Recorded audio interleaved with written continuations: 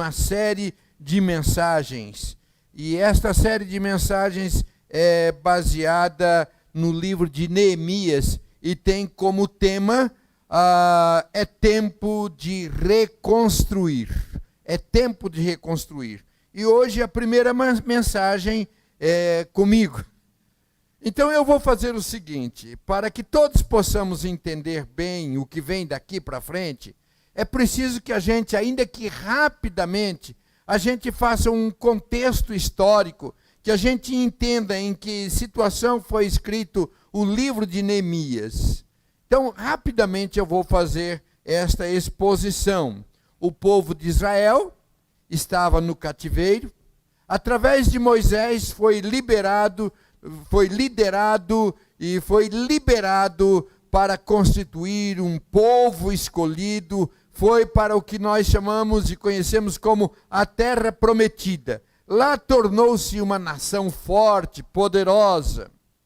Porém, por volta do ano de 970, quando o rei era Salomão, o rei de Israel, ele casou-se com mulheres estrangeiras e desobedecendo a ordem de Deus. E estas o induziram a pecar contra Javé. Daí por diante, o povo inclinou-se à idolatria e abandonou os caminhos de Javé. Embora os profetas tentassem por vezes, temos vários livros proféticos falando para que voltassem para Deus, a verdade é que o povo não voltou-se para os caminhos do Senhor. Não ouviram a palavra de Deus e por isso sofreram disciplinas. Desse povo de Israel, em 931 antes de Cristo, este reino de Israel foi dividido em dois. Brigaram entre si e houve a divisão. O chamado Reino do Sul, que ficaram com duas tribos, Judá e Benjamim, e a capital, Jerusalém. A outra parte, chamado Reino do Norte, 10 tribos, Ruben, Simeão, Zebulon, Gad, Issacar, Dan, Azer, Naftali, Manassés e Efraim. A capital era Samaria. Em 722 a.C., o reino do norte foi levado cativo pelos assírios. E a partir daí a Bíblia narra praticamente apenas a história do outro reino, do reino do sul, chamado também de reino de Judá, ou dos judeus propriamente dito.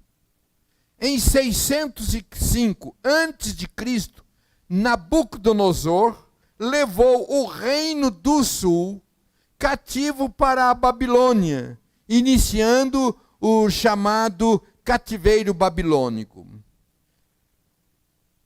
Nessa primeira turma que foi levado para a Babilônia, foi um grupo pequeno, selecionado. Entre eles estava Daniel, que conhecemos bem a história. Em 596 a.C., foi levado um segundo grupo e deixaram apenas os velhos e os pobres. Foi nessa ocasião que Ezequiel, o profeta, foi levado junto. E em 586 a.C., foi o terceiro e último grupo. O templo de Salomão foi destruído e encerrou aí a dinastia de Davi. Chegou ao fim a dinastia de Davi. Para os judeus atuais, o fato mais triste foi o Holocausto. Mas se perguntasse para os judeus antes de 1930, eles responderiam que o fato mais triste foi o cativeiro babilônico. Muito bem, continuando a história, em 539 a.C., o imperador persa Ciro conquistou a Babilônia. E este imperador então permitiu a volta para Jerusalém, iniciando então o caminho de volta para a terra prometida. A primeira turma voltou em 536 a.C., liderada por Zorobabel. A segunda turma em 457 a.C., liderada por Esdras. E Esdras foi então para ensinar a lei de Deus ao povo. Aí foi permitido estabelecer magistrado civil e juízes judeus. É nesse ínterim, entre a segunda e a terceira turma, que Anani visita lá na Babilônia Neemias, e Neemias pergunta então a Anani: como estavam os judeus que escaparam e que não foram levados para o exílio acerca de Jerusalém? E também acerca de Jerusalém. E em 444 a.C., Neemias lidera a última turma. E é aqui que inicia a nossa série É Tempo de Reconstruir. Vamos orar? Querido Deus, o Senhor é o dono da história. E eu quero te pedir em nome de Jesus, que o Senhor nos ensine através da tua palavra. Que o Senhor fale ao nosso coração. Que o Senhor ministre-nos. Que sejamos alimentados, fortalecidos na tua palavra. Que seja um tempo especial de ministração do Senhor às nossas vidas. Alcança cada um dos nossos corações. Eu oro, Senhor, em nome de Jesus. Amém. O tema da nossa mensagem de hoje é a intervenção divina na história. E por uma questão didática e para ajudar a cada um de nós a entender e a gravar esta mensagem, eu vou didaticamente trabalhar em 4 Is. O primeiro Is, ou melhor, o primeiro I, é o I do importar-se. Em em Neemias capítulo 1, a partir do versículo 1 diz assim: palavras de Neemias, filho de Acalias, no mês de Quisleu, que corresponde a novembro, dezembro nosso, no 20º ano, quando eu estava na cidadela de Suzã, veio Anani, um dos meus irmãos, com alguns homens de Judá. Então lhes perguntei a respeito dos judeus que escaparam e que sobreviveram ao exílio, e também a respeito de Jerusalém. E eles me responderam: os restantes, os que sobreviveram ao exílio e se encontram lá na província, estão em grande miséria e humilhação.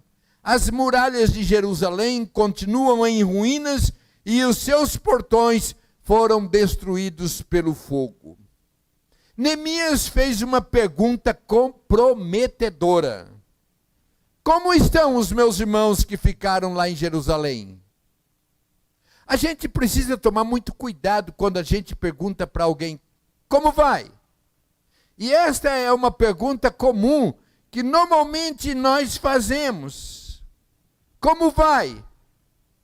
Eu digo que é comprometedora, porque a partir do momento em que nós ficamos sabendo da situação de um irmão, da situação de alguém, nós temos o compromisso, a responsabilidade em atender, em fazer alguma coisa por esse alguém. Então nós precisamos levar a sério a pergunta, mas também a resposta. Porque às vezes não está tudo bem e a gente fala tudo bem.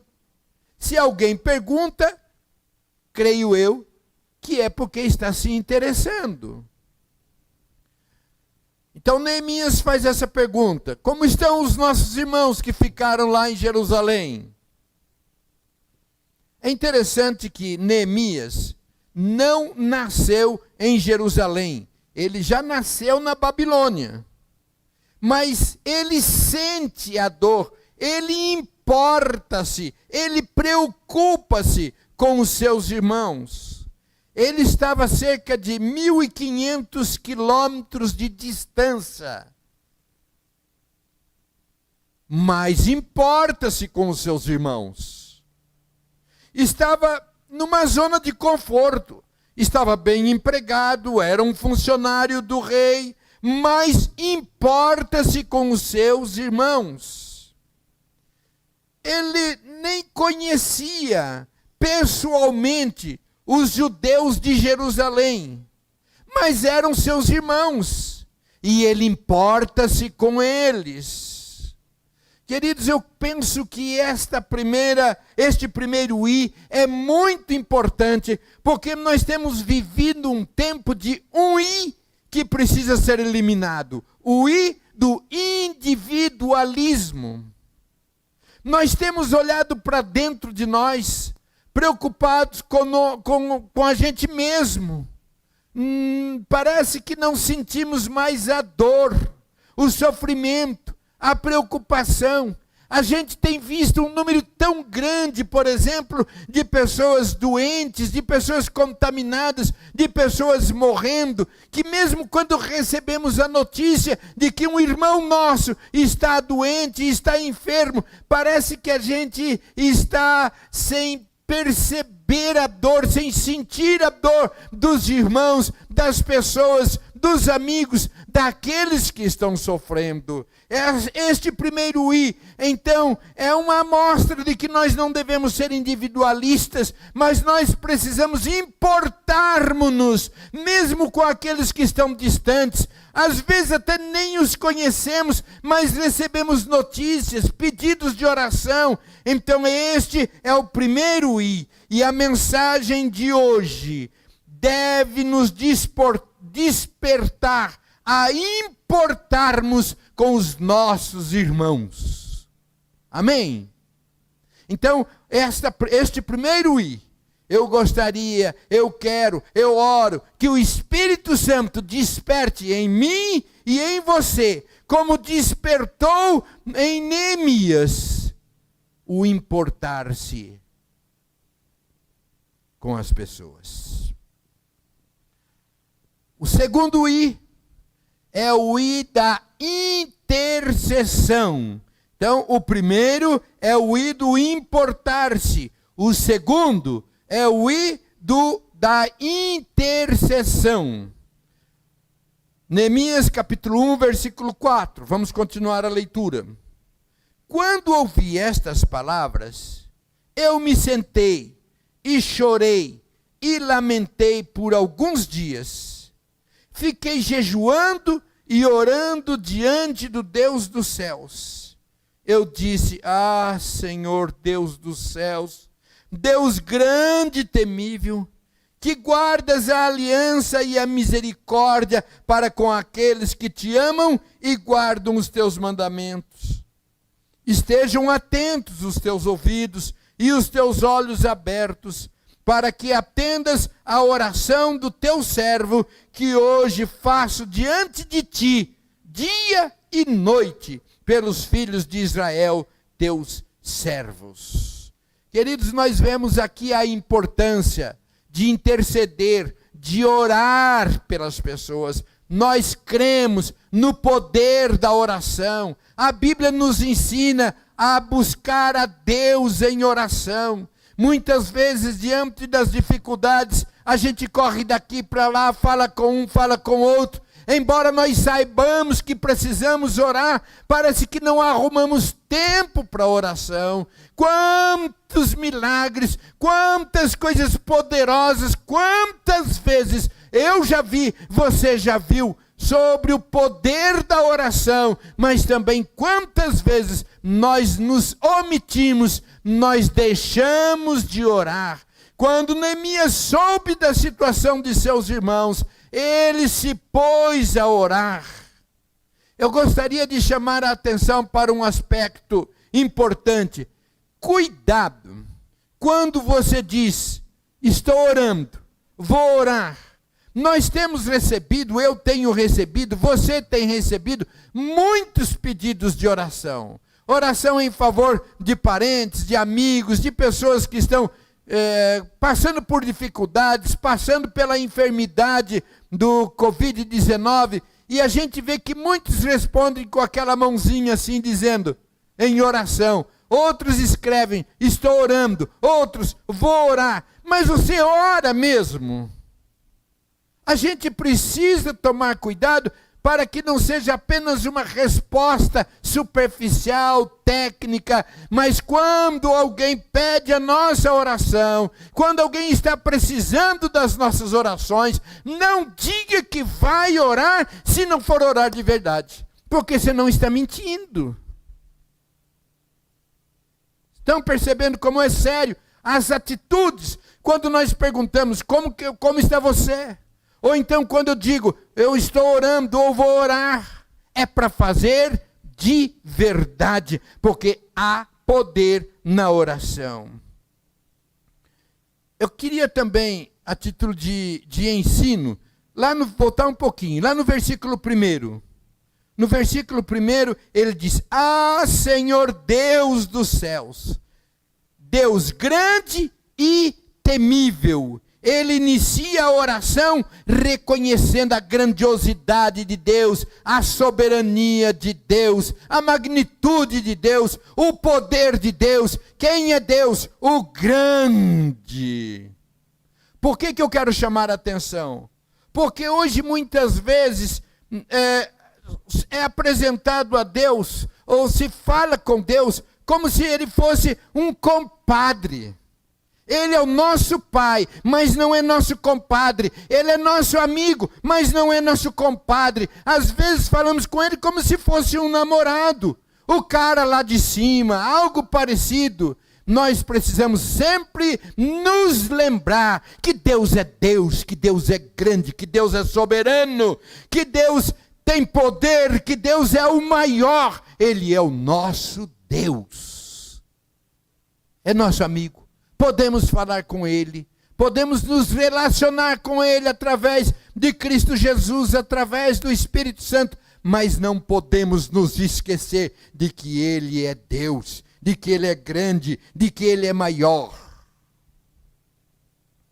Vamos caminhar. No versículo B6, no versículo 6, na parte B diz assim, faço confissão dos pecados dos filhos de Israel. Os quais temos, está observando? Temos cometido contra ti. Eu e a casa de meu pai pecamos. Versículo 7. Temos procedido de forma totalmente corrupta contra ti e não guardamos os mandamentos, nem os estatutos, nem os juízos que ordenaste a Moisés, teu servo. Ele reconhece-se como parte do povo e também reconhece que fez parte do povo que pecou contra Deus. Queridos, o que a nossa nação sofre, o que o nosso povo sofre, é também responsabilidade nossa, porque nós também muitas vezes temos nos omitido, muitas vezes temos contrariado as ordens de Deus, temos desobedecido, nós oramos e pecamos. Senhor, tem misericórdia de nós, tem misericórdia da nossa nação, porque nós temos pecado contra ti. Nos versos 8 a 10, nos ensina a importância de conhecer as promessas. Versículo 8, lembra-te da palavra que ordenaste a Moisés, teu servo, dizendo, se vocês forem infiéis, eu os espalharei entre os povos. Foram infiéis e Deus espalhou. Versículo 9, mas se vocês se converterem a mim e guardarem os meus mandamentos e os cumprirem, olha a graça de Deus. Então, ainda que os seus desterrados estejam nos lugares mais distantes da terra, de lá os ajuntarei e os trarei para o lugar que escolhi para fazer habitar o meu nome. Versículo 10. Estes ainda são teus servos e o teu povo, que resgataste com o teu grande poder e com a tua mão poderosa. Deus é um Deus que tem a ordem para nós, e quando nós descumprimos, sofremos as consequências. Mas este é um Deus amoroso, é um Deus que está pronto para nos receber. E a nossa oração é que neste tempo difícil em que temos vivido, o Espírito Santo esteja tocando no coração das pessoas para que reconheçam a sua dependência de Deus e voltem-se para Deus. Então, a mensagem de hoje é também no sentido de despertar-nos a interceder, a orar pelos irmãos e com os irmãos. Quando alguém te procurar, quando você souber que alguém está precisando, rompa o comodismo e procure essa pessoa, ore com ela, ore por ela. Nós sabemos que a oração feita com fé em nome de Jesus tem poder. Temos de correr. Terceiro I é o I da iniciativa. Agora nós vamos para o capítulo 2, versículos de 1 a 5. No mês de Nissan, mais ou menos entre março e abril dos nossos tempos, no 20º ano do reinado de Artaxerxes, uma vez posto o vinho diante dele, eu o peguei e ofereci ao rei. Ora, nunca antes eu tinha estado triste diante dele. Então o rei me disse: por que o seu rosto está triste? Se você não está doente, por que está triste? Isso tem de ser tristeza do coração. Então, fiquei com muito medo. E lhe respondi: que o rei viva para sempre. Como não estaria triste o meu rosto, se a cidade onde estão sepultados os meus pais está em ruínas e os seus portões foram queimados? O rei me disse: o que você me pede agora? Então orei ao Deus dos céus. Versículo 5. E disse ao rei: se for do agrado do rei, e se este seu servo encontrou favor em sua presença, peço que o rei me envie a Judá, a cidade onde estão os túmulos dos meus pais, para que eu reconstrua. Nós precisamos nos importar, demonstrar interesse, nós precisamos interceder, orar, mas também precisamos estar dispostos a tomar iniciativa, atitude. Fiquei sabendo de uma situação, orei, agora o que eu posso fazer? Neemias estava numa situação muito confortável diante do rei, mas ele se dispõe e ele diz: me envie, é comigo, eu vou, eu assumo esse compromisso, eu assumo essa responsabilidade. Fiquei sabendo, orei, agora eu me apresento. Eu quero me voluntariar, me dispor para fazer o que precisa ser feito. Deus age em favor do seu povo, mas usa os seus para fazer a sua obra. Quando você lê na Bíblia, Deus agindo, Deus trabalhando, Deus fazendo algo especial, algo que Deus faz, mas Ele usa sempre um dos seus servos como instrumento para colocar o barro no olho daquele que estava cego, para fazer um milagre. Deus usa sempre os seus filhos. O Senhor pode contar com você? para que você seja instrumento nas mãos dele, para abençoar as pessoas, para reconstruir a igreja de Jesus, para reconstruir uma nova sociedade, para reconstruir vidas que estão caídas, perdidas, sofridas.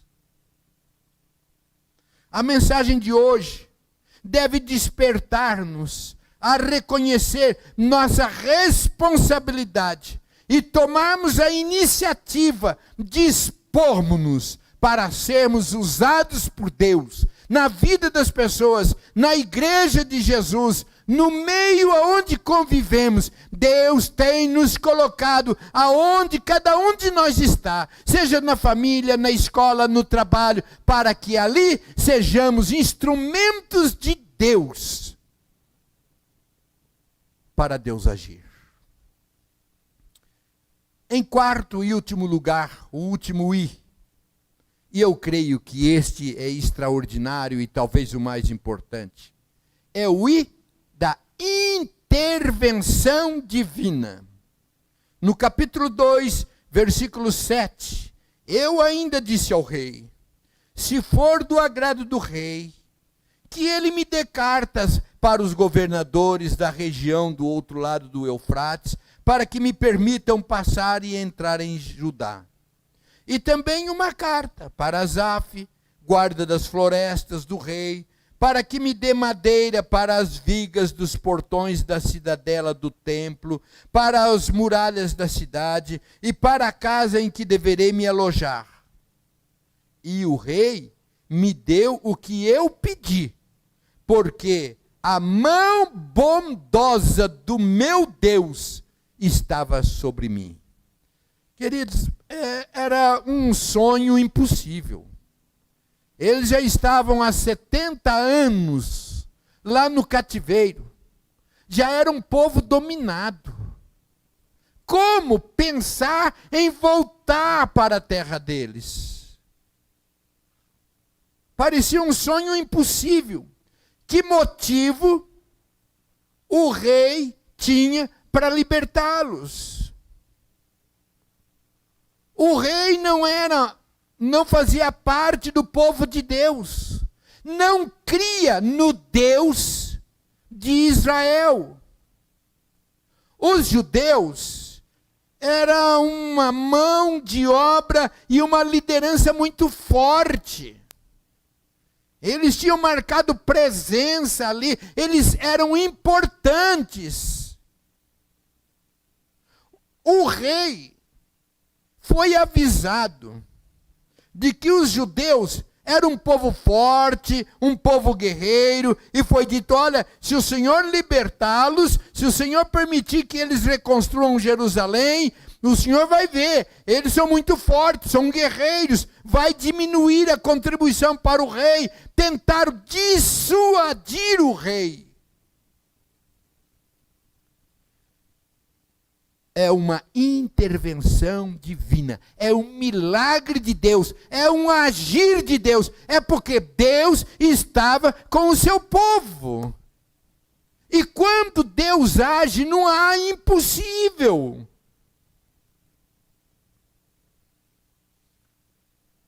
E eu quero terminar dizendo, o Deus de Neemias, o Deus daquele povo que estava no cativeiro, é o mesmo Deus que intervém hoje na história. É um Deus que sabe o que está acontecendo e intervém na história. Não é um Deus como quem sabe, um relojoeiro que fez um relógio, deu corda e deixa o relógio trabalhar até acabar a corda. Não, ele intervém, ele está presente na história, presente na nossa vida. Deus é um Deus que intervém na vida da igreja. A igreja é de Jesus, a Shalom é de Jesus, e ele intervém, e ele faz coisas maravilhosas, ele faz milagre, ele liberta, ele faz coisas extraordinárias, porque Deus não é um Deus isolado do seu povo. Mas eu quero dizer também que este Deus de Neemias, que é o nosso Deus, Ele intervém na vida particular e pessoal de cada um dos seus. Ele sabe o que está acontecendo na sua vida. E o objetivo também desta mensagem é despertar em você a confiança de que há um Deus que se importa, um Deus que interfere a nosso favor, há um Deus que sabe o que está acontecendo com você, um Deus que te ama e que tem poder para intervir na sua vida. Eu não sei o que está acontecendo com você, não sei como você está, mas que Deus te abençoe em nome de Jesus. Nós nos importamos com você. Se você precisa de oração, nos procure, pode procurar pelas redes sociais, aqueles que têm nossos contatos. Vamos orar, vamos buscar ajudá-los, mas vamos crer. Vamos crer. Deus intervém na história da sua vida. Você pode estar passando por um momento de cativeiro. Você pode estar passando uma fase terrível da sua vida. Mas Deus pode intervir, fazer algo maravilhoso, milagre, cura, restauração. Este é o Deus de Israel. Este é o nosso Deus. Se você crê que Deus pode intervir na sua vida, curva a sua cabeça, feche os seus olhos, peça para que Deus intervenha, conte o que está acontecendo. E eu vou orar por você. Querido Deus, Tu conheces a cada um de nós. E eu não tenho a mínima ideia de onde esta palavra está chegando. Mas eu te peço em nome de Jesus, que chegue no coração de cada um que está nos ouvindo. E que o Senhor traga-lhes fé, confiança, sabedoria. Haja uma entrega, haja uma volta, haja um retorno a Deus. E haja uma manifestação, uma intervenção divina. Seja qual for o cativeiro que cada um dos meus irmãos e das minhas irmãs estejam passando, eu quero te pedir em nome de Jesus. Em nome de Jesus. Que agora mesmo sintam a presença de Deus, o poder de Deus, o agir de Deus. Faz isto, Senhor, em nome de Jesus. Em nome de Jesus.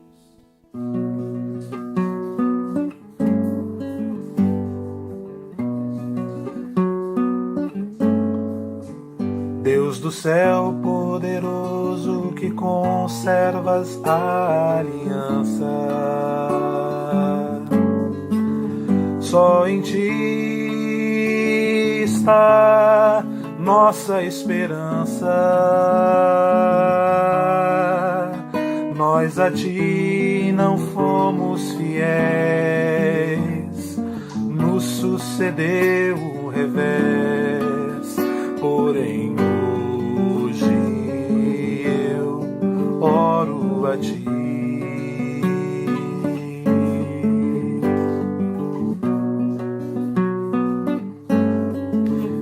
Deus do céu, contra Ti confessamos, nós temos pecado. Tanto eu quanto meu antepassado, nós a Ti não fomos fiéis,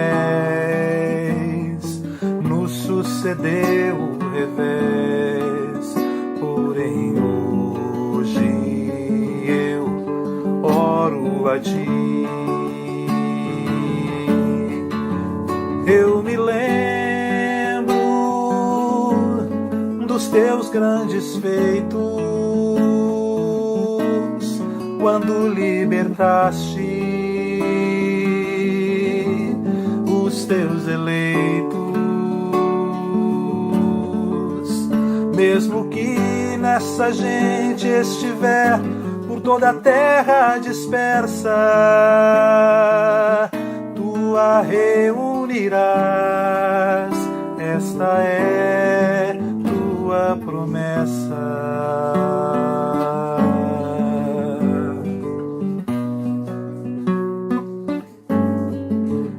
Deus do céu poderoso, que conservas a